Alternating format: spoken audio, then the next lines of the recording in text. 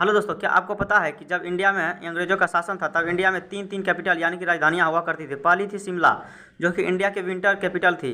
दूसरी दिल्ली और तीसरी कोलकाता, और ये दोनों ही उस समय इंडिया के समर कैपिटल हुआ करती थी। हालांकि अंग्रेजों ने इस तरह का सिस्टम कई देशों में लागू कर रखा था, लेकिन बाद में सभी देशों ने अपनी अपनी एक एक कैपिटल बना ली, जैसे कि इंडिया में दिल्ली।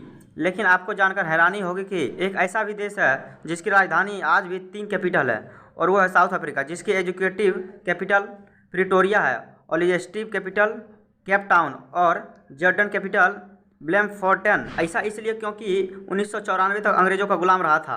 वैसे दोस्तों, यहाँ सोचने वाली बात यह है कि ब्रिटेन यानी कि अंग्रेजों ने खुद की सिर्फ एक ही राजधानी रखी थी, लेकिन बाकी गुलाम देशों में तीन तीन कैपिटल रखी थी। ऐसा क्यों, क्या आप जानते हैं? कमेंट करके जरूर बताएं। हेलो दोस्तों, क्यों शुक्र ग्रह पर पहुंचना है नामुमकिन। दोस्तों, क्या आपको पता है शुक्र ग्रह पूरे सोलर सिस्टम का सबसे गर्म ग्रह है, जिसके बारे में कहा जाता है कि यहाँ अभी तक जितने भी अंतरिक्ष यान भेजे गए हैं वो कभी भी 2 घंटे से ज़्यादा टिक नहीं पाए हैं। असलियत में इसके पीछे कई रीज़न बताए जाते हैं, जिसमें सबसे पहला रीज़न ये बताया जाता है कि पूरे ग्रह पर सल्फ्यूरिक एसिड के बादल हैं, जो कि किसी भी यान को लैंड होने की जगह नहीं देते हैं। लेकिन मान लो कोई यान इन बादलों को चीर कर पार भी कर जाता है, तो यहाँ पड़ने वाली सूरज की रोशनी नाव के बराबर है। मतलब कि इस ग्रह पर अंधेरा ही अंधेरा है, जिसकी वजह से यान को लैंड कराने में बहुत दिक्कत होती है। इसके अलावा इस ग्रह पर कार्बन डाइऑक्साइड की मात्रा इतनी ज़्यादा है, जो कि इस गर्म ग्रह की गर्मी को इतना बढ़ा देती है। इसी रीजन के कारण यहाँ 2 घंटे के बाद ही यान पिघलने लगता है। ऐसे और वीडियो देखने के लिए हमारे चैनल C2S शॉर्ट्स को सब्सक्राइब कर लें।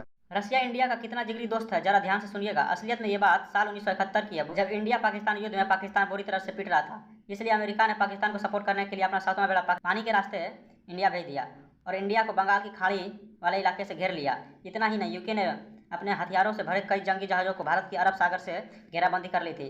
वहीं ज़मीनी तौर पर पहले ही इंडिया ईस्ट और वेस्ट पाकिस्तान से घिरा हुआ था, यानी कि कुल मिलाकर देखा जाए तो भारत दुश्मनों से चौतरफा घिर चुका था। और तब भारत के सबसे अच्छे दोस्त रसिया ने भारत की मदद के लिए प्रशांत महासागर से अपने न्यूक्लियर बॉम्बर से लैस जंगी जहाज़ों और सबमरीन को भारत के लिए फ्रंट में लगा दिया था, जिसे देखकर अमेरिका और ब्रिटेन दोनों डर गए थे। फाइनली इस तरह से रसिया ने भारत को अमेरिका और यूके के हमलों से बचा लिया था और दोस्ती की नई मिसाल कायम।